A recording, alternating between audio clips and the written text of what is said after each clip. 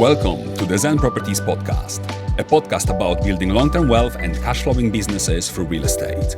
Dive into interviews with industry legends, content packed with actionable tips and relaxed banter. We are Mac and Maggie Daring. Please enjoy the show.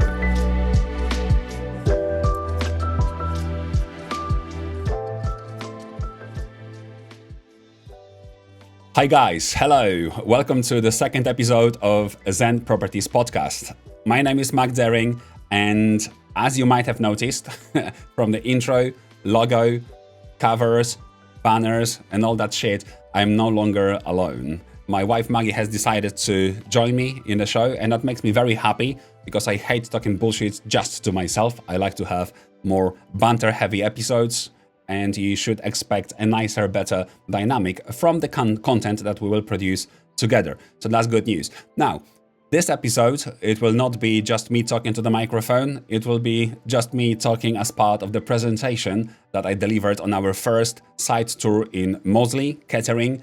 This is our first commercial to residential conversion where we purchased an office and finished converting it to 3 beautiful high-end flats. We will keep them all, rent them out, and enjoy a monthly profit plus asset appreciation. So yeah, enjoy the show, guys. Thanks. Okay, let's do it. So chaps, thanks a lot for coming. So we've met, had a chat around the development in the car park. That was amazing. We went around the property, looked at all 3 beautiful flats, converting this fabulous space, 130 square meters, into 3 one-bedroom flats. So now we are sitting in flat B in the middle, and it was an interesting ride. We'll be talking about small conversion, process numbers, and tips. So everything super real, no hidden agenda, absolutely no bullshit. Oh, my clicker doesn't work. Do you want me to be your clicker? Yes, please, if you wouldn't mind. Am I literally just clicking? Yeah, click just next arrow. Arrow, right arrow? Well done. Okay, so just about me and my wife. I'm Mac, and we do it together with my wife Maggie, just 2 people in the team. Small developers starting out. This is the first conversion process. So yeah, it was a steep learning curve, but no challenge, no fun. I will have a few tips for you about how to do it, how to start if you're a small developer wanting to go a little bit bigger, or if it's your first development, I will be able to help out a little bit. Okay, next slide. Let's make it like nice, quick, and punchy. Let's start with what's important. Next one.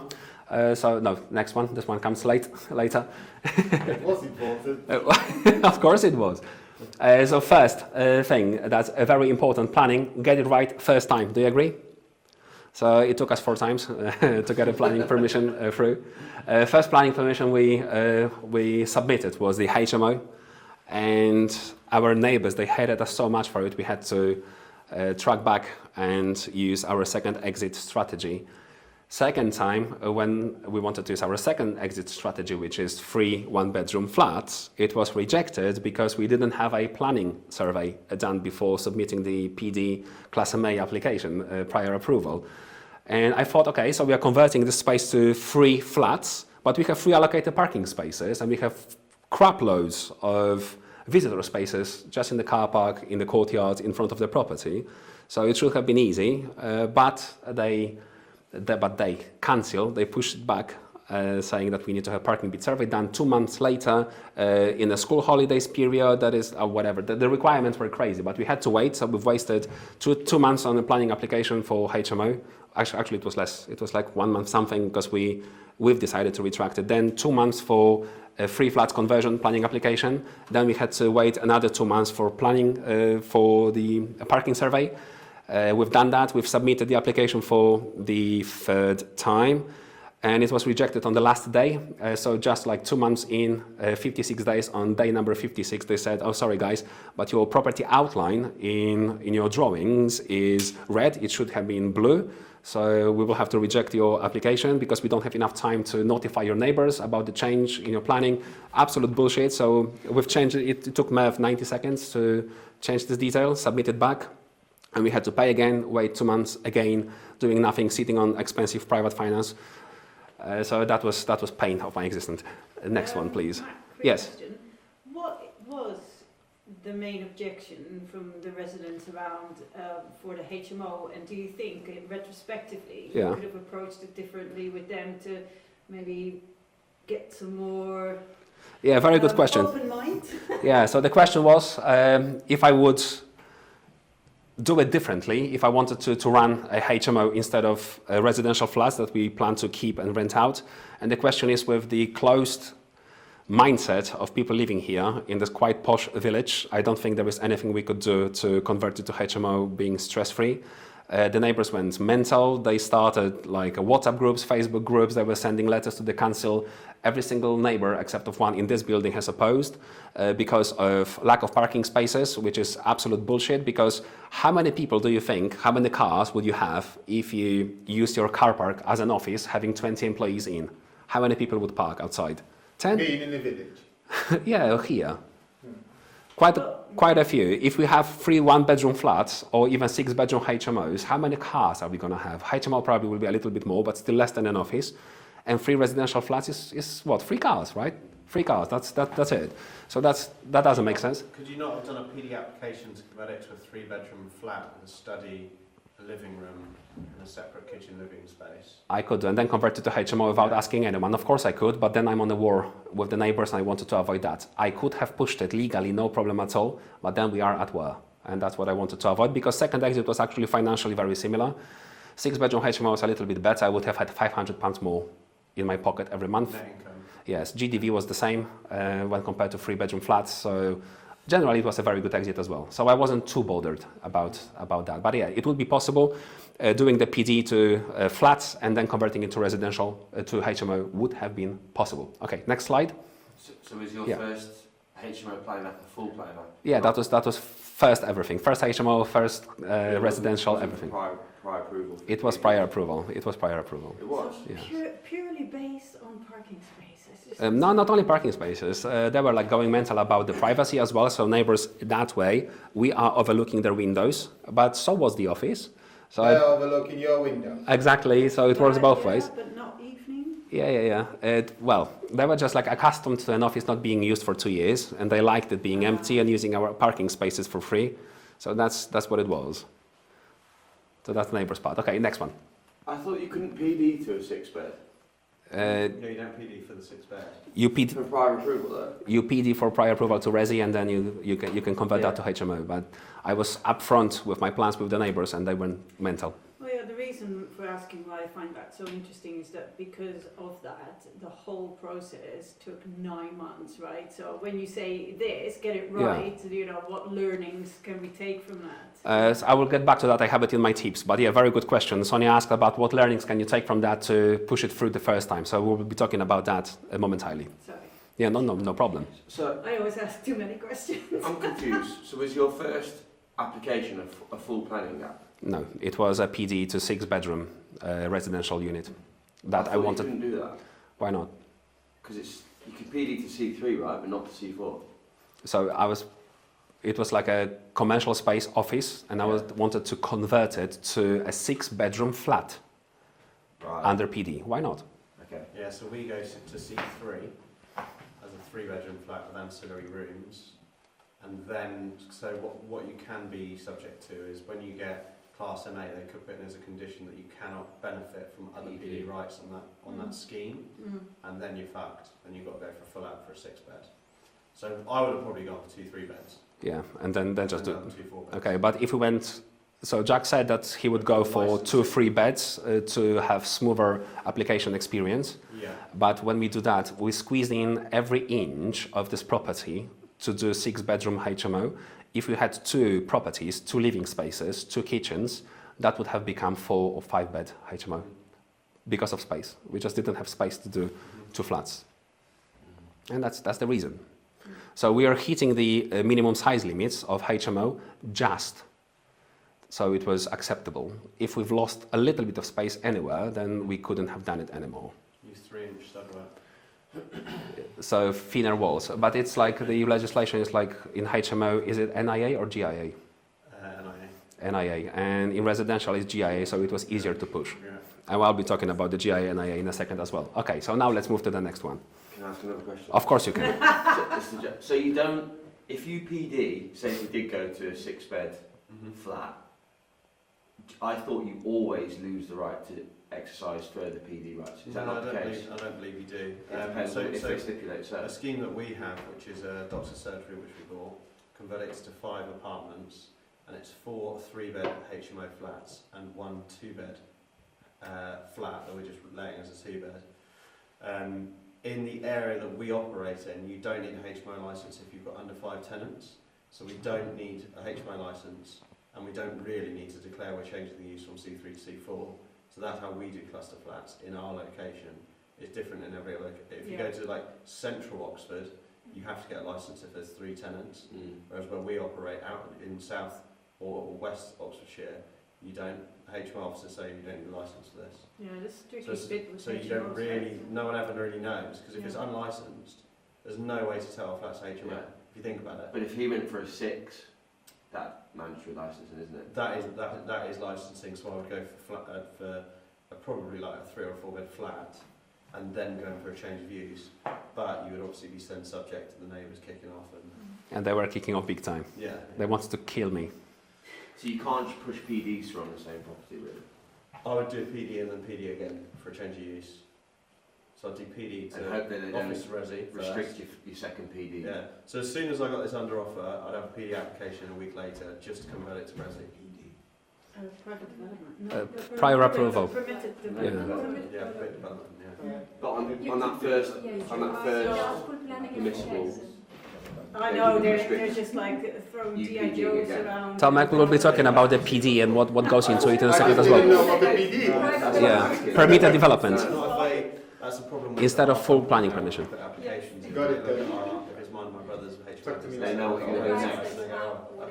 Yeah, I know That's what's what it it's is. I did. even if it's not, we've had some projects where we're not converting into an HMO and they've whacked a restriction on it. It's another reason why these things So we are try and good. put the application Like on. you start to understand the lingo a little bit. So that's not a rule. I thought that was a rule. It's an if. Yeah. Next Mr. slide, finally. Yay! I'll give you an example of where that's not a rule. We've got a 5-bedroom, 5-bathroom licensed HMO, and it's in a development that's probably only a few years older than this, so it's quite a new development. It's probably 2010 they built it, and anyway, we put in a PD application or certificate of lawful use to convert the garage to a livable bedroom. But then we removed one of the bedrooms upstairs to be a living room, and then we got the consent for that, built it, and then we submitted a certificate of lawful use for a 5-bedroom, 5-bathroom HMO because we already had the ticket for the garage and it was already built. So in that scenario, they didn't restrict us as a change of use from C3 to C4. Well managed. So, very, very important tip, get neighbors to love you. So, exactly what happened here. Guys, we've just discussed the pipe in the flat A. So, I have a pipe running from flat above, from a very nice lady upstairs. And I really wanted to be accommodating for that lady to get her pipe into my property to keep it there. So, the pipe shouldn't be there, really. It was a trespassing pipe. So, I had every right to just cut it, remove it, and not advertise it even. Building control and warranty provider, they flagged it up. But in order to have a good relationship with my neighbors, I've decided to keep it, box it up, and insulate it so we don't have any problems with the relationships. All I asked in return was contribution of £200, at which point I was called a bully.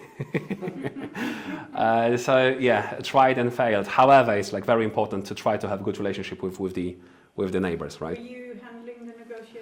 I was handling everything, yes. Just try to be too nice in this situation, I think.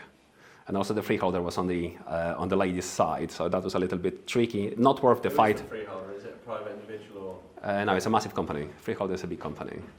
Oh yeah, that's a good tip. Next. Okay, cash flow is king. Do you agree that you need to have a good cash flow when you do a development? Yes. Yes. Okay, let's switch to the next slide. So this is my free bank account. First one is my private one. I've got £44. This is my first business, like the Airbnb big business. And no, this is actually my management company, and this is my Airbnb business. So I don't have any money currently. Like I'm completely broke, and I still need to like fund all of the development, all the extras, extra materials, more expensive stuff. So that's a little bit tricky. But next slide. That's why it's extremely important to have a service-based business to back up your, like a long-term wealth-building business. So we run Airbnb business where we rent out properties, and we are not the only ones in the room doing that. So we have like 12 properties right now in the very prime locations, and that helps out with not only sustaining ourselves. So I was able to leave my full-time employment a few months ago and still sustain myself and still have enough cash flow left to pay for fuck-ups of my development. Very, very important. So I would say the tip is get the cash flow first and then do the development. Don't start too big, because if you start too big and you can no longer like fix your mistakes using your cash flow, then you might be in a pickle, right? So next slide. Process. Okay, so actually let's move to a document. So now I want to show you the entire process. Okay, trying to connect. That's interesting. Let's connect to my phone. Let's do the same on my tablet. Maybe I will be able to scroll through. Shouldn't take too long. Because it will be ideal if I could scroll through this. Okay, I'm connected there. Connected here. It's always the tech. Okay. And does it work? Okay, it works. So I can. Okay, guys. So this is like a cheat sheet where I've spent tons of time, absolute tons of time, creating a document that I can reuse in the next development. So all the acquisition and all the stuff before the development is neglected in this sheet still, because I created it after I purchased everything. So starting with the development phase, this is very, very much buttoned up. So, okay, I will get closer to my computer so it works better. First of all, office purchased it for like 144k, including VAT. I got money from 2 private investors and 100k of my own. We went through comparisons, so we know exactly what it's worth, the entire project. So when I say comparisons, I understand how much money I'm going to have from this property in terms of equity. When I converted to HMO, it was 450k. When I converted to 3-bedroom flats, again, it was 450k. I know how much money I would get when renting out property on HMO basis, 6-bedroom HMO, check the demand on spare room properly, seeing how many HMOs are in the area, how many people are looking for the HMO in the area. Conclusion was that there are quite a few people looking for it, like it was actually 20 plus people looking for it, and there is not a single HMO in the area, not a single one. So the demand was there. Spareroom.com or .co.uk, I can't remember, but spare room. And then checked the Rightmove and Zoopla to check the rental strength of this place, concluded that I would be able to rent out each of these flats for £1,000 a month. So I've done the comps correctly. Then in design, I say design is done because like we are doing a lot of Airbnb conversions. So we have a standard for the engineered wood floors, for the carpets, for the kitchens, for the bathrooms. We know exactly what to buy, where to buy it from. So that was an easy part for us. We just like are doing more of the same here, just maybe a little bit of higher quality to last for longer. But fire strategy, look at that. Like there's a lot of things that need to be thought through. Get VAT on purchase back. Not many people do that. Like a lot of people that I know, they are not getting the VAT back for some stupid reason. We've paid £4,000 for tax consultancy about how to do it more efficiently, and we've concluded that we can get the VAT back from the purchase, and we got back 25k. So that's very, very important. So the property, it cost us 120k instead of 144. And the list price was 170k. So we've negotiated it down quite considerably. So first of all, if you don't negotiate and if you don't get your VAT back, it would have been 170k, making this scheme not viable. But we ended up paying for it 120k, which made this scheme very much viable. Okay, very, very important stuff. Building notice. May I have a question? Of course you can have a question. So the VAT, why is it refundable? I would have to ask my wife. She runs the finances for the company. Yes, But my wife It's about why. a commercial Into residential and yeah. new builds is 0 rated. No, this is different. No. VAT is that completely. That's construction. That's why I'm asking. That this is purchasing a commercial asset Yeah, that's VAT applicable. yeah. Why is it? So technically speaking, the transaction is VAT returnable if Max company that's buying it is VAT registered. We also had to If have. it is Yeah. VAT registered. There's a slightly easier way. If it is a private individual, not VAT registered, you pay Yeah, VAT. there's a slightly easier way of Is doing that it, correct? which we apply a section 1614D form, which means That sounds VAT really comes off easy. there. So you don't pay the VAT in the first place. Yeah, so if it's possible, Or maybe as we'll explore if that. you're buying VAT. If you're buying a commercial asset to convert it to residential, and if you just Google like 1614 form, it comes up on the government website. You fill it out, submit it. You have to get consent from the seller, and then it disallows the VAT. So there's no VAT in the transaction. That's handy. And the Hold on reason a there's no second. VAT is because when you're using a That's still subject Can to you planning say permission. 1614? 1614D. D. Top of the head. Right? It's the same as what he's done, but he's just claimed it back after. Yeah. the Fine, acquisition. fine. And it was a fast process, by the way. It took just days, not even weeks. I understand. But how do you know? So that is your intention to convert, but this is subject to planning. You can't just convert it. Or Yeah, I mean, we typically have some form of consent in place, especially in PD. We won't exchange until we've got the consent, and you don't pay the VAT until so it is a completion. conditional offer. No, You make it. you never say it's conditional. No, I'm asking. Yeah, we just say it's an unconditional purchase. 'cause we Okay, don't but you just exchange. drag it until you Yeah, are yeah. sure. Well, 2 months. Yeah, Fine. you show me someone that can exchanges within 2 months. It doesn't happen. Because by the time you've submitted searches and got them back in your report and title, it's 2 months anyway. But his house much quicker.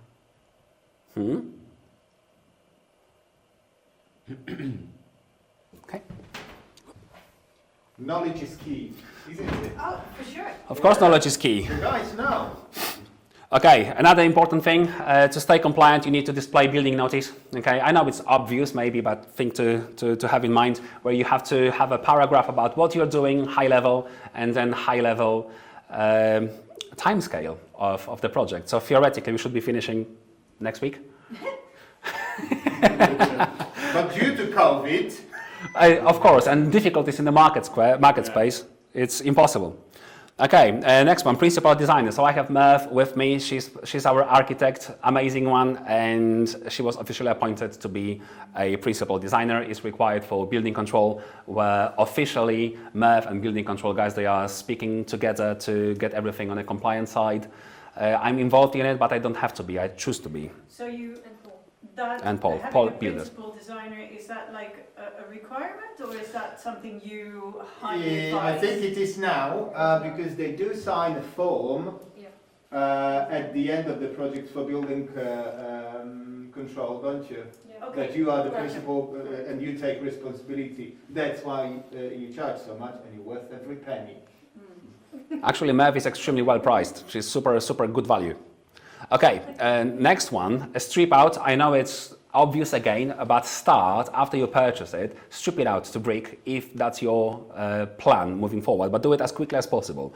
By doing that, you will know exactly what you are fighting with, what are the possible challenges, what you can do, what you can't do. Maybe you'll have to adjust your plan. Like, in the development, we are constantly fighting with challenges that we need to overcome, right? Constantly. So very important.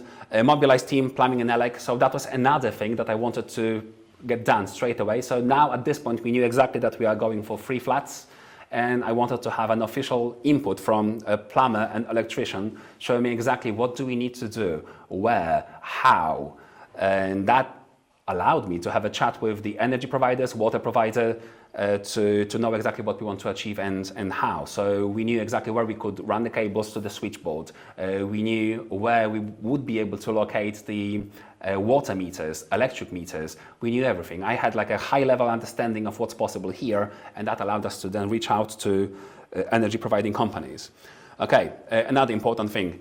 SAP noise ventilation assessment, appoint them very fast, because the guys are busy, okay? You need to do it as part of the PD conversion, so we need to have all these surveys. Engage capital allowances consultants. So in this project, it wasn't too viable or it wasn't too important. We have concluded that we would have been able to save exactly as much money as I would have paid for the consultant, so it was just not worth my time. But if the project was bigger, you would be able to claim capital allowances on communal spaces in residential conversion. If you're converting to like serviced accommodation, for example, you can claim capital allowances on everything. For residential, just communal spaces. So it was just like not big enough. Jack, do you use capital allowances when converting to to resi. We've had some sites 150, 200 grand saving. Exactly, and by saving you mean that you don't have to pay tax on the money that you get out of the company in the future. Yeah. So basically, if we're selling us all the units in a site, so if we're doing this and selling all, we don't do capital allowances and we don't do VAT reclaims. Yeah. Because you're selling. Exactly. So next one, mobilize the team, construction. Now we know what we are doing. We've got drawings from the architect. We know where the energy things are going. You have your construction team. Life is good. But then when you also like see the progress, I won't be reading that out, but there is like every single engagement with anyone, it's in the sheet. So of course, if you have like 100 tasks to complete the development, you will forget very quickly. Have you reached out? Have they responded? So every single day in the evening, I was updating the sheet to stay on top, and every second day I was chasing people to get shit done, because otherwise it gets too slow. Address allocation by the council, a very, very important thing. Address that as soon as possible. It took us like 4 months to have the addresses allocated. So if we didn't have planning delays, then that would have become a new delay in the project. Because before you get the addresses allocated, you can't really get split of the energy or the water. You have to have addresses first. So first you have addresses. After you have addresses, you can reach out to electrical companies or gas providers or water providers, not before. So very, very important thing. Then once you have addresses, then you have to, it can be either you or the council, Royal Mail postcode allocation. The council was kind enough to do it for me, but sometimes you will have to do it on your own.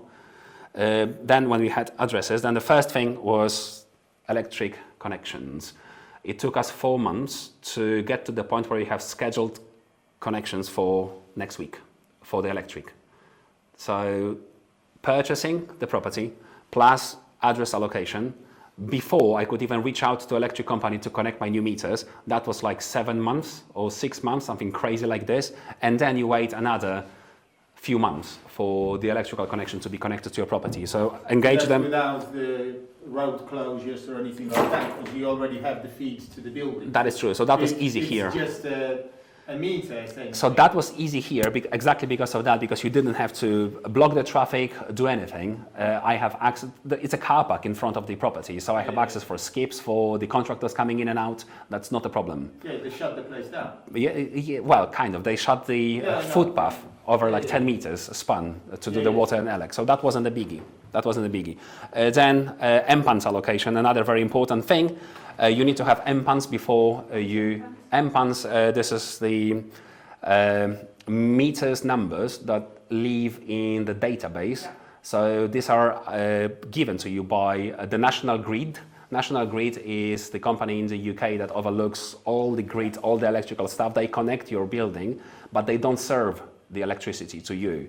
Then you go to like EDF or Octopus or whatever you want, but you have to have MPANS before you approach the energy provider. Yes, they run the infrastructure. Water, prepare water connection.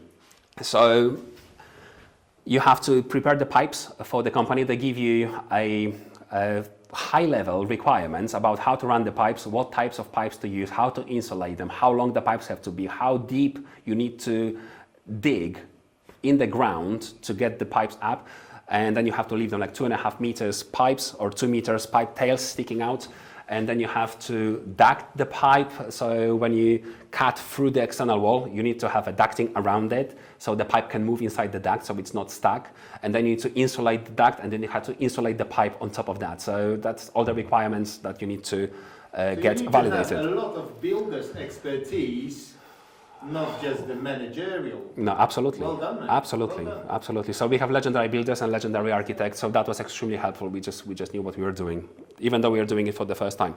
Then PCC, appoint. What is a PCC? PCC, Professional Consultant Cert, a very important thing. That's a warranty provider for the new builds. And without PCC, there is no remortgaging for you. So if you buy outright, well, probably whatever, but if you want to remortgage your project, then you need to have PCC 100%. And look at the back and forth, like to get all the POs and like the all the visits. PCC has quite a few visits, so initial consultation, then first fix, then second fix, then completion. That's charged per flat? So they charged 900 plus VAT per unit. And you will see the numbers. I have another spreadsheet full of just numbers. BR, building regulations, so building control. very important to get them in early because you shouldn't start before you have the BC appointed. They will start when you start building. They need to be on site to see what you are planning, what you're doing, if your approach is correct or not. Then again, a visit on the first fix, second fix, and completion. So 4 visits plus a desk survey to start with. So quite a lot. So they file the building notice to the council that you are Exactly. about to start, and you need to wait 5 working days till you actually can start. Absolutely. Otherwise, Exactly. you jump the gun. Yes, 100%. And was it you who came in and facilitated all those appointments? So it was a team effort. So it was me and Merv, and also I had a lot of help from Jack and Ben on one-to-one consultancy. So that was super helpful. So I came up with my own plan based on my own education and experience, but this was the first project. So before doing anything stupid, I decided to pay the guys to have the consultancy, which is a great investment, by the way. Right. So Matt and Jack, these guys, right? Jack and Ben. So Ben is not here, but they work in the same company, XP Property.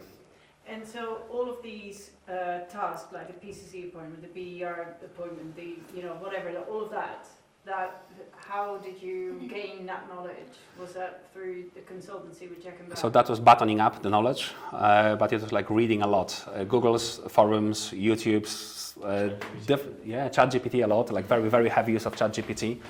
More buttoned up courses.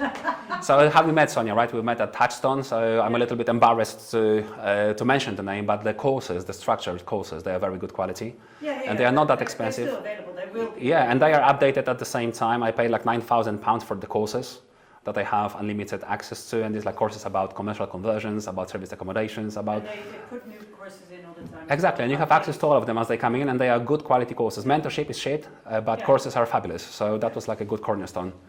And then you have guys like, for example, I don't know, Ranjan Bhattacharya, for example. He's amazing when it comes to commercial conversions, political scene and stuff like that. Also not too biased. He's biased politically, but not when it comes to construction. So great resource to have. XP Property Podcast, a great resource, free resource, and value is unbelievable from that podcast. So yeah, there are good resources out there. And if you are not sure, one-to-one consultancy is also a great viable option. I wouldn't engage into like super expensive mentorship programs with guys that want to rip you off, because that's stupid. But you have to learn hard. So I paid for it like once, I will never pay for that again. One-to-one consultation is the way to go, in my opinion. Okay, so BR is appointed. A water mist, another thing, a fire strategy. So now we have, I probably should put like a fire strategy higher than water mist, it's there. But we've concluded that in 2 flats we have fire escape routes through the windows, and in 1 flat we don't, because the window is too small, so we had to put sprinklers in. So we need to find a company to do it for us. Gas cap remove. We've decided to remove gas and keep electric boilers only. And that was also a process, because we need to engage the gas provider, re-energize with them, pay security deposit, pay for the gas removal, and then get the security deposit back. And that was a process. Security deposit? I don't know, ask them. PCC initial review, so that was done. BR update drawings, so Merv has updated her drawings to submit to building control. Get business rate, empty property relief, that's a very good tip there. Because if you start with stripping out the property, you make it uninhabitable. And council tax here, business rate here was £800 a month. So by doing that, you still have to pay, but after you submitted the application, showing the pictures with a certain date, so I'm sitting on uninhabitable property for like 9 months, and I won't be paying business rate. So I will pay, but they will pay me back. So I will get that money back. So that's a very good thing to do. You send it to VOA, okay? VOA. What's VOA? I don't know, Valuation Office, Assessment Agency, or whatever. Fire strategy, it was completed. So that was desk side survey. Quite a lot of tasks there, but we absolutely needed to have it. It's mandatory. Yes, sir. So VOA, did they value the flats and they assign the tax band? So yes, they do that. And you are being slapped with your face with a tax bill, with the business rate bill that you have to pay. In the meantime, you submit your application that your property is empty, you prove that, and they will pay you back. Essentially, it is the tax, the council tax liability is raised. They ask you to pay, however you say that I will pay once I've got something to pay for. At the No, moment, it's doesn't- not a flat. Doesn't work like this. So It hasn't been Like a parking fine, you lived pay it in. and then you challenge it. exactly. And so now I'm paying business rates for commercial property. I purchased an office, and they were paying £800 business rate. I continue to pay £800 business rate a month, every single month. any way of exempting it. And I am exempt, but they are processing my application. It takes a few months. Whilst they finish processing it, they will Okay. pay me back. So that's business rates, that's different to council tax. Exactly. Now, council tax, I will have that after I rent out, after I finish the development, building control After finishes. it becomes habitable and Exactly. it's being signed off by the building control, you've got Exactly. the final certificate. That's correct, yes. Correct? Yes. And then I put that under the names of the new tenants. He's good, he is. Yeah, so but these kinds of costs, as a newbie developer, you wouldn't know about unless you have done that research, right? Absolutely, yeah. So, Because who would think that they are going to have to pay business rates when they do this? yeah, you need, well, that's a steep learning curve. Like you need to do it to learn it, to remember it, right? So just like based on the books and courses, it doesn't cut it. So just like, So it is a cash flow problem, hiccup, not necessarily is it profitable. It doesn't eat into your profit, No. it eats into your cash flow. correct, So 100%. you need to have that buffer available, You do, right? Yeah, you do. yeah. Yeah. Then BR visits. So on every stage, initially first fix, second fix completion, you will have building control. We were super lucky, or maybe prepared, that they didn't have any comments. So that was good. So we've had 2 visits, and they were super happy with everything. That's a good result. That doesn't happen too often where you have no comments from them. The only comment was the trespassing pipe that we kept. Validate water connection. So you've prepared your water connection for the water provider, but then they have to come back to the site and they validate your water connection before they put it to the scheduling team, and that takes another few months. Very important to start it early. Okie doke. First fix done. So we are at the phase of first fix done. First fix is pre-plasters. Second fix is post-plasters, basically. Okay. That's like building jargon, is it? That's a building jargon. First fix is like when you have all the cables, all the pipes in, all the installations, sprinklers in, you know where everything goes. You have your walls erected but not plastered yet. That's first fix. First fix. Okay, then water miss first fix visit. We had the guys that came over and installed the pipes. Engage mortgage provider, so do that early as well. So when you see the end of your project and you know what's going to happen in like 2 months, engage mortgage broker as early as possible to understand the process with them. If you are getting close to like 2-3 weeks before the completion, start the process officially, because it takes a few weeks for the remortgage application to go through. And I'm prepared to start my mortgage application next week. So by the time we complete the sites, I will have everything ready. So pretty much on the day. High street lender, it doesn't really matter, does it? It doesn't matter. So we have a great broker. Super happy to share his name. He's called Neil, and I was doing remortgages with him for everything, for my buy-to-let properties, for my house, for this commercial property. Everything is done through Neil. He's amazing, not overly expensive, very, very experienced and super helpful. He is independent, yeah. BR, another visit done. SAP assessment, complete. So SAP assessment, you need that to have EPC reports back. So by 2030, your properties, they have to be EPC rate C. Now, based on what we've done, using just electric boilers, we have 2 EPC rate C, 1 EPC rate D, and we are doing an additional survey on top of ventilation. We are doing an air survey that might help us out having EPC rate C straight away for all properties. If that's done, that's happy days, because we don't have to do anything else before we launch by 2030. If we still have EPC rate D, then before 2030, we will have to bring it up to EPC rate C. So probably just the change of legislation will allow us to do that, like the EPC calculations will just allow us to do that. If not, we'll have to do something. More insulation, better windows, whatever helps. It could be written in the EPC itself. Yeah. What you need to Yeah, exactly. Noise assessment, also like important, like noise inside the flats, between the neighbors, on top, between the neighbors, on the bottom. You of course pay for that quite substantial amount of money, like £1,000 just to measure the noise. Is that a requirement, or have you done that? It is a requirement to the PD, yeah, it is a requirement. So PD has a lot of requirements. You have like a noise ventilation and SAP assessment and parking and contamination. They make it sound so easy, right? It's so simple. Buy Yeah. commercial, Exactly. make residential, go. Yeah, do one project and then show a middle finger to your employer. That's it. Of course, it's not true. Okay, ELEC completion, MSDB connections and install new meters. So we are getting the next week. Water complete meters installation, finished that last week. ELEC completed, so next week. Water completed last week. This is done. Second fix done. First unit.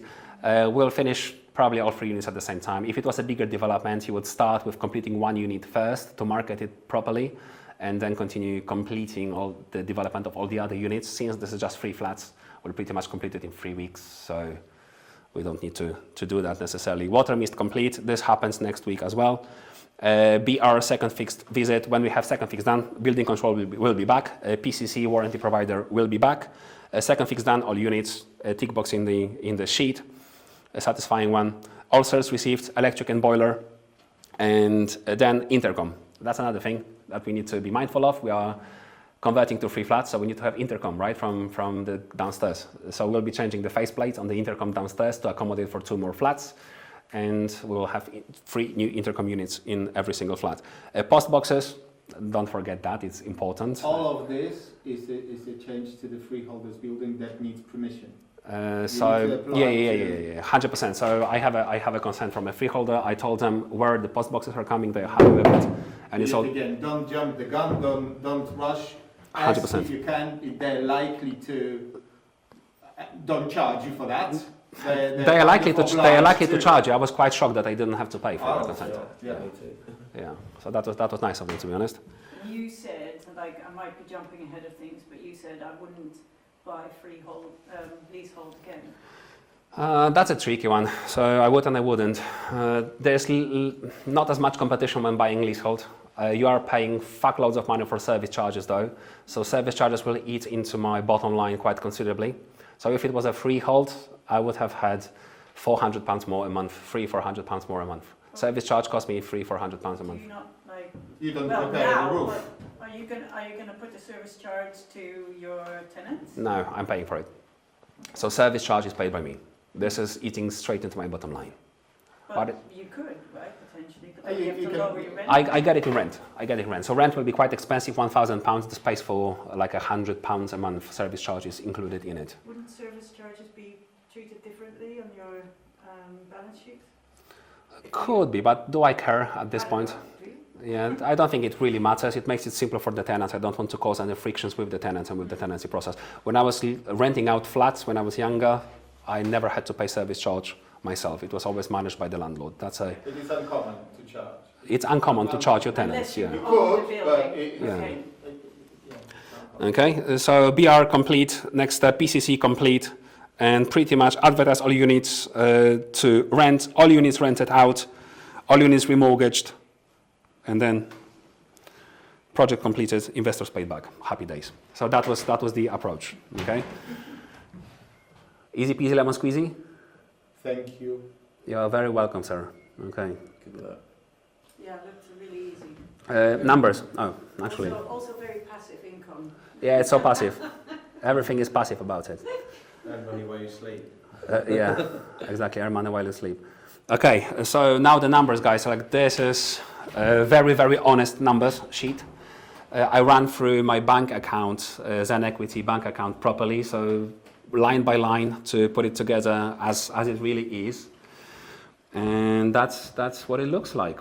So we purchased the building. Actually, let me go up a bit. Okay, go. Okay, so we purchased the building, well, the leasehold for £120,000. We agreed the development cost, all inclusive, early 2024 though, to be £126,000.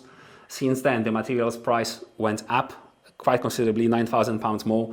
There was like a little bit more work to box up the pipe for the water connection going through different flats. So that was like £1,000 extra, stuff like that. But generally, it was a very good quote, 156 plus 9K.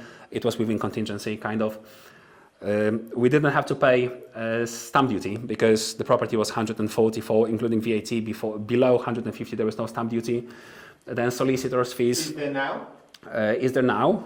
I'm not aware of a change where you have to pay on commercial below 150k. Last time I checked was like 2 weeks ago. Maybe I'm 3. asking, I don't know. Yeah, so it definitely wasn't the case. Solicitor for purchase, solicitor for searches, cost there like around 2k. Solicitors for registering first charges. So both my investors, they have first charges against our different properties in our portfolio. Sonia has a first charge against our buy-to-let property with more equity than the loan, and then Matt has a first charge against the office that we purchased. So the office was worth 120. I got 100k from each, 120k my own property, 120k in the office of own equity. First charges against that, so full security. That's a private contract between the two of Correct. you. Okay. But first charge needs to be registered through the solicitor. So that is a process, painful not for the lender, but for me. I need to like manage it. The lender is essentially in the eyes of the land registry. Yes. Is the bank. Yeah. And your buy-to-let was unencumbered? So buy-to-let has a first charge is for the bank, but my own equity in it is 120k, and second charge I think is allowed. What about Yeah. Sonia's first charge? So this is actually the second charge for Sonia. Okay. So let me understand. So so it is a second charge on the buy-to-let. And the first charge against this Yeah, building. So you're perfectly secure. Bank takes the first cut, but the property is like it's worth way more than what bank needs. I get it. Yeah. So yeah, decent security for the lenders. Otherwise, they won't give you their money. Council addresses allocation, planning consultant. So planning consultancy, extra planning consultancy was around 2k to get a super switched on legendary guy to write a very good quality cover letter. So fourth time around, we had to do it like 100% buttoned up and be a little bit more aggressive. So we've decided to ask Lorenzo for a little bit of help. He didn't do like much, but the covering letter quality was so good, we will definitely use him again, especially if the projects are a little bit more complicated. So next time if we do a project like this, we probably wouldn't use an external third-party consultancy, but if it's a little bit more complicated, we definitely would, because it will save you time and money. If we have used Lorenzo faster, maybe we would have saved a month or 2 or 3, and that's a lot of money. Council tax, well, addresses allocation through the council, it was just £200. Measured survey, 1.5k almost. I'm not sure if it's a lot or not, but it wasn't a good quality survey. It was not. So we still had to measure stuff ourselves. There were mistakes when it comes to measuring the height from concrete to concrete, floor to ceiling. So yeah, I wasn't too impressed. We won't use them again. Drawing and planning apps, MERV. So I'll have your number. Parking beat survey, 950. Sorry, what did you use the drawing and planning apps for? So MERV was submitting planning applications and preparing drawings for us.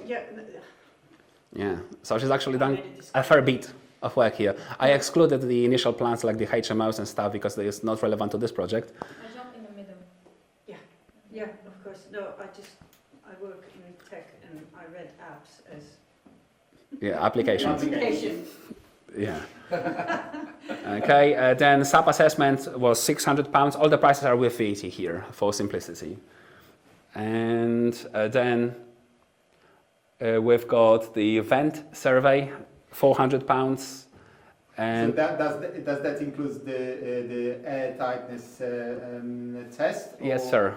It does, okay. Yes, sir. And then sound survey, 720. Air survey These numbers, well. to improve the EPC rating, just £200. Fire strategy, 3k. Building control, 2.2k. Also, like a great tip here, guys, like never go for building control from the council. It's like they suck dicks big time, okay? So they're so slow. So we use complete building control. Saying that, I use just council now, because PwC went bust. Okay, yeah. I've got 3 projects. They left 5,000 projects behind them, and it all goes retrospective. Unlucky. Deal with that. Yeah, unlucky, right? Super unlucky. Yeah. Well, But thank you very much. it affected you personally. No, it's just 3 big projects I can't sign off. So I can't sell. I so you can't had- remortgage, crap. and council can't go bust. No, yeah, true. However, So, you know, it's there is, you need to Agree. take that into account. of course, however, like the thinking behind going for third party guys, they're like fast to respond, and they're quite reliable when they don't go bust. They don't go bust that often, right? Hopefully. Well, so far I'm like amazed. If I send an email and I need something done, it's being managed within like 24 hours or even Same faster. with the council, you've got 24-hour response for the visit. So you're probably quite lucky, or the council here is quite good. You just said I'm unlucky. So you were unlucky with the That's third what party, I'm lucky with the trying to council. say. Don't strike off the council. They're good guys, they don't cut corners, and if you're in a game of not cutting corners, why not? It is probably cheaper to go for the council, right? No. No? No, it's not cheaper, but they don't go bust. Fair play. That's my experience. Fair play. Jack, what would you use, third party or council? Always third party. Why? Why? Because the ones we haven't used haven't gone bust. Ah. I mean, my Can view is happen.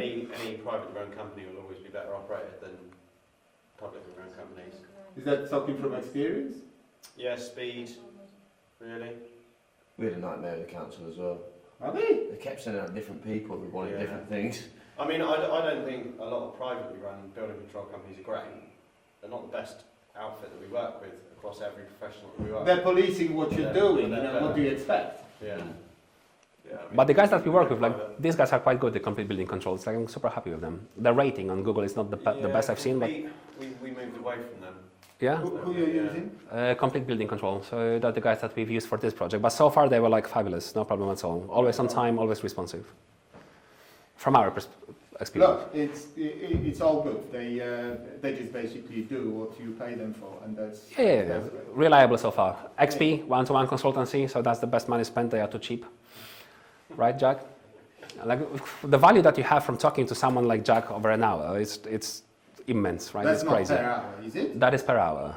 It's crazy good value for their experience. To tap into their experience is crazy good value. You are avoiding so many mistakes by just talking to people that have done it many times before. Yeah. That's why it's a smooth ride so far. Then Hold, PCC warranty provider, 3K, a little bit more than that. Intercom, I am expecting 1.5K. Quenchfire, which is the water mist provider, 5K for the sprinklers. A gas cap from E.ON, £600, and re-energized electricity, £600. Water connection, freaking £4,000 for water connection. It was like one day job. I'll tell you that's cheap. I just paid 12 grand. What the shit? Yeah. 12 grand for Yeah, what? for one water connection, but I had to dig up the road. Okay, yeah, so we had to stop the traffic, dig up the roads, do it fast. Yeah, got it. I think that's your favorite thing right now. You're not in Thames Water, are you? No, Anglian Water, Oh, fairly decent. Yeah, They're almost as good as Southern. they probably lose us about 300 grand a year, Thames Water, in delays. My God, man. Yeah. Okay, that's that's a lot of money lost. Senior debt, so like a mortgage broker, £800, and then finance interest for Matt, for Sonia, and for service charge until unit is launched. So private finance will cost us £33,000. So what was that in percentage points? So that's 11%. 11% on your. Actually, I think we've started with 10, and the second round is 11. Second round, you mean second year? Second year, because we ran over the first year because of the delays. So we've It would agreed. have been really bad and just go like, you're running over. No. If Sonia didn't agree to. No, you're not in it for pleasure. You're in it for money. Now it's a business, of course, Yeah. but like Sonia was kind enough to. I work for money. Well, it's a Yeah. pleasure doing Don't business, work for pleasure. so, you know, get a bit of both. It is a risky shit, though, right? Because if you cross this 12 months, if your project doesn't complete in 12 months, you need to pay your interest back, right, in full for the first 12 months, and then you roll over into second interest. And you haven't earned the a second penny. year. Sorry, You haven't earned no, a and penny. you pay for interest, you pay for service charge. Where do you find the money from? So that was from my employment before, and the savings and the serviced accommodation. So now it's all serviced accommodation that pays for all of this, all of it. So essentially your cost of this, apart from building work and all those, like, so that's 30, So it's £2,000 a month is finance interest. And you pay every month? No, once a year Once a year at the end of the term? at the end of the term. That's what we negotiated. Like I'm super happy. Yeah. But that's how it works. I'm curious, as And also with the private finance. if I knew everything, I wouldn't be here. Sure. But with the private finance, like the higher the risk, the higher the percentage as well. Okay. So this is like the low risk because it's like a first charge, service charge against real assets. So that's fairly easy. But if it was not against any assets, then it's like you're talking at 14, 15, 16, 20%. So the higher the risk, the higher the percentage for. And you pay monthly? Possibly. And you pay on the allowed sum? Whatever you negotiate. That- Like, oh, yeah, whatever you negotiate, or really. let's go for bridging loans and that's expensive. You need to be quick with that. Yeah, yeah, Gotta be yeah. quick. Bridging loan will be way more expensive, right? 15%. Yeah. Percent a month, then you're in and out normally. Wow. It's still not too bad, but it's so much easier, less friction to work with private finance. Yeah, If you have access to your friends that can, afford it, right? I don't have such friends. Now you do.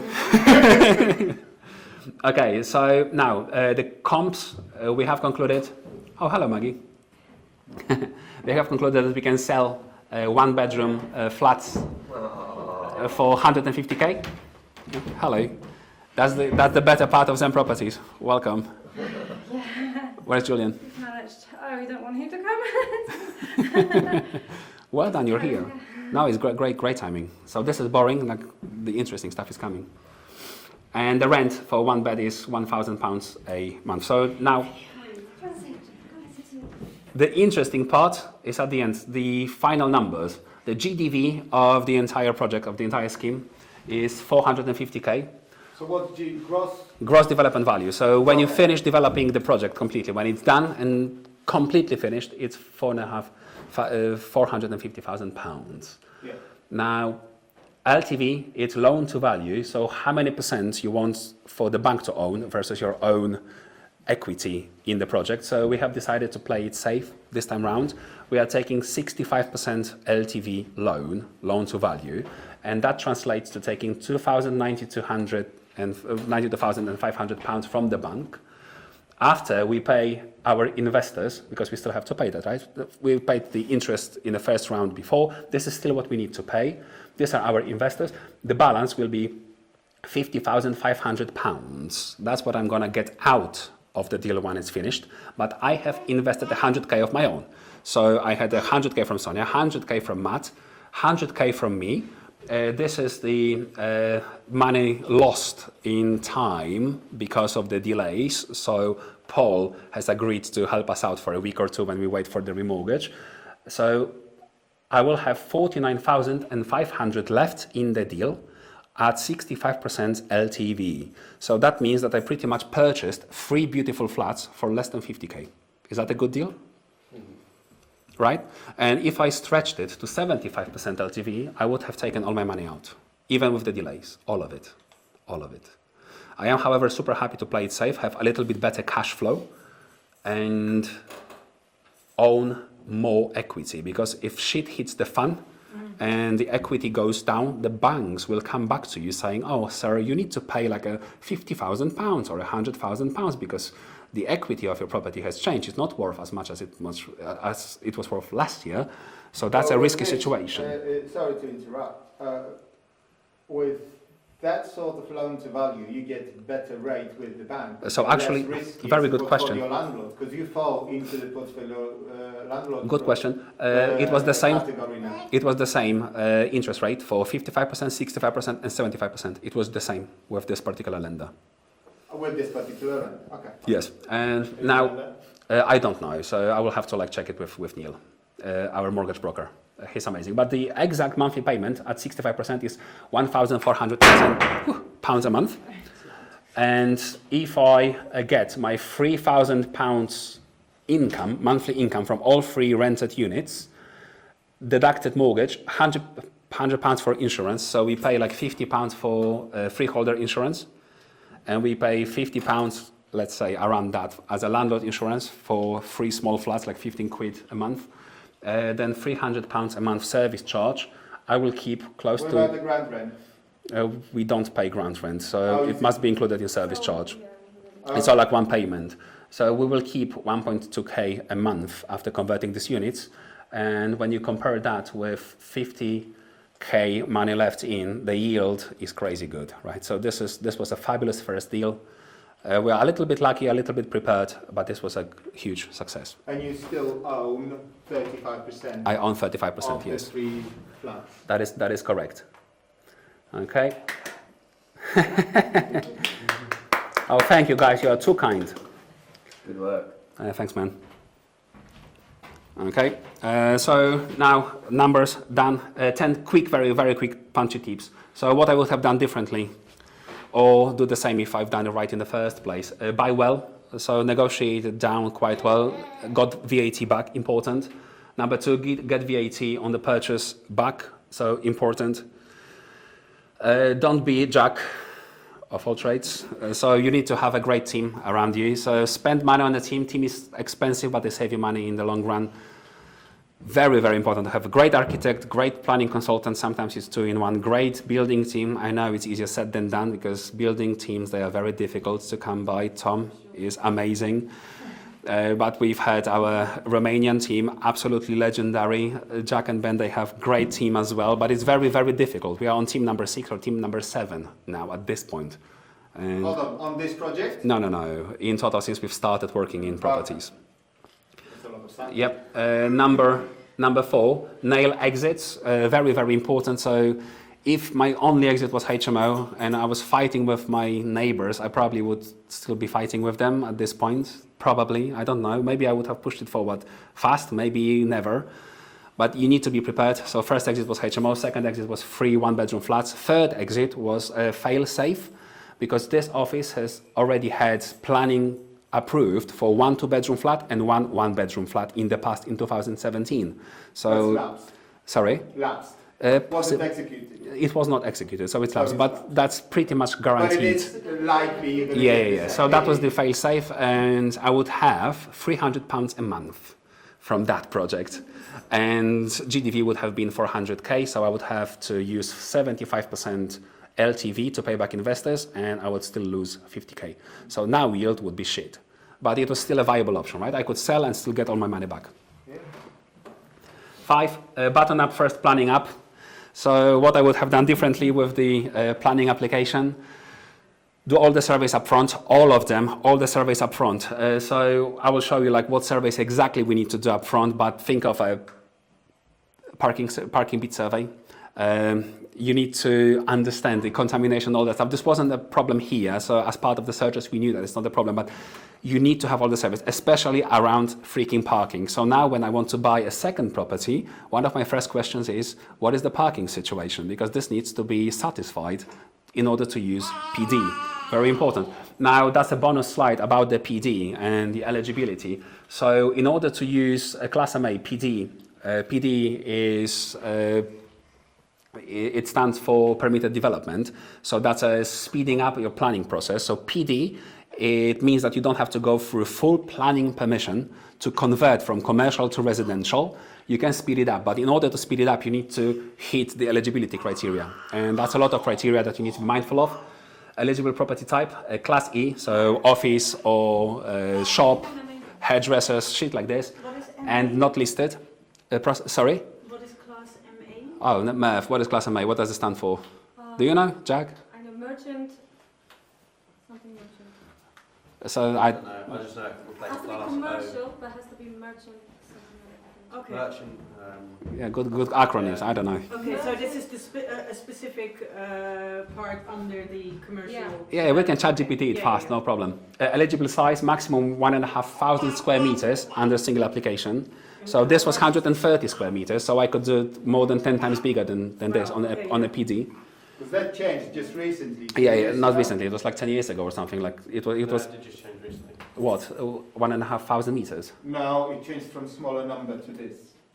But it was 3 years, right? No, it was Yeah. much smaller, 300 or something. It was 300 meters before. Yeah. It was I don't 300 meters remember, but before. it was much more restricted. Yeah, eligible location. It cannot be area of outstanding natural beauty, national parks. What was WHS? World Heritage Sites. Yeah. World Heritage Sites and Article 4 areas. So some councils they might decide, okay, I appreciate that you can use PD to convert this old shit unused offices, but we don't want to do it without our consent. So we are putting Article 4, and now you still have to go for full planning permission. So be mindful of that. Article 4 stops PD, right? Eligible usage, Class E for 2+ years. So it needs to be an office or hairdressers or whatever for at least 2 years, and vacant for 3 months, okay, or more. Meeting PD requirements. So we need to satisfy the parking requirements, contamination, flooding, noise, light and fire safety, and it all needs to be done in writing, and you probably need to be buttoned up before submitting prior approval to the council to have that done. So we've missed the parking survey, okay, and that cost us like 3 months delay, for example. Meeting space standard, minimum 37 square meters. I was shitting my pants recently because all these units here, they have like 36 square meters. And I said, oh my fucking God, are we not eligible? Have we done something not right? But this 37 square meters is GIA, it's gross internal area. Including walls. So that's including walls. So external walls and everything within the external walls is GIA. Including the walls. Including the wall itself, yes. So now if you include the walls itself, now we have 38 square meters units here. And that's perfect, right? That's perfect. Richer than you thought. Yeah, yay! And Question. yes, sir. Vacant for 3 months. Yeah. I thought they lifted that. I think that's. They have. I think they removed it. I think. I've checked it like yesterday, maybe what wrong you sources. need to do, of my knowledge, to prove that it's no longer financially viable. That proves, if it's vacant for 3 months, it proves the point that it's no longer financially viable to run. I'm not sure it's the case, really. It's like when you have an unused office, I don't think you need to prove anything. Why the conditions there? Absolutely no clue. Doesn't make sense. Yeah, absolutely no clue. But typically, you are buying an unoccupied, unused office if you want to convert it, right? Because there's completion. So Yeah, so typically not a problem. no. Okay, engage water and energy providers ASAP. So very important, we've discussed that because you need to have addresses allocated first. After you have addresses, it takes like 3-4 months or more, whatever, if you're lucky, maybe less. Then it takes another 3-4 months to get the electricity meters installed, water connections done, validated, meters installed, or even more. So this most likely will be a showstopper or a delay factor in your project if you don't action it very fast. 7, engage address allocation teams ASAP for the reasons that I've just mentioned. Number 8, factor in at least 15%, maybe even 20% contingency. So I've had £300,000 to spend. I've included 15% contingency, but now I have to pay £324,000 because of delays, and that's because of contingency wasn't high enough. Next time round, I'm putting in 20% contingency. Okay, Jack, what is your number? You put in less the larger the scheme. So on a smaller scheme, Yeah. professional cost creep. If you instructed a fire consultant on the site, It's I'll a lot pay of- them the same yeah, on a yeah. £20 million development. Exactly. So on a smaller scheme, it should be a larger contingency. That is crazy, isn't it? But typically, to a satisfied bank, 7.5% is what we go for. Okay, so But we're yeah, doing slightly bigger stuff. makes Same perfect with sense. Management margins, right? I Smaller hate projects, management, higher yeah. management. Yeah, exactly. Okay, don't overinvest planning. Well, don't overinvest, period. Plan linear growth. So that's very important because I haven't done that, okay? So I've started growing too fast. So at some point last month, I was running 3 projects at the same time. And a few months ago, it was 3 projects at the same time while being full-time employed in a serious, full-time employment. So, yeah, so I've tried to imagine like a small addition to the team, few months old, full-time employees, flying states back, and constantly on a plane outside of the house, working from the plane, working from the hotels instead of socializing with people at the events. I smash the fucking event, deliver a legendary Wi-Fi networks presentation, go back to the hotel, they go and eat in a fucking 5 stars Michelin restaurant, and I do my, purchase list for the next SA unit. So I had You were leaving that anyway, so. Yeah, but now you've seen my bank accounts, it's like I'm cruising on zero and working, living just from the cash flow, and I need to still pay the mortgage and all the energy costs and everything and sustain the family, which is £5,000 a month. So that comes straight from my cash flow, plus fuck ups in the projects. That's extra, plus this 24K. I will save up 4K until next month, but I'm still short 20K. So what do I do with that? So my builders will upfront it for me for 2 weeks. So they'll give me net 30 invoice instead of net 7.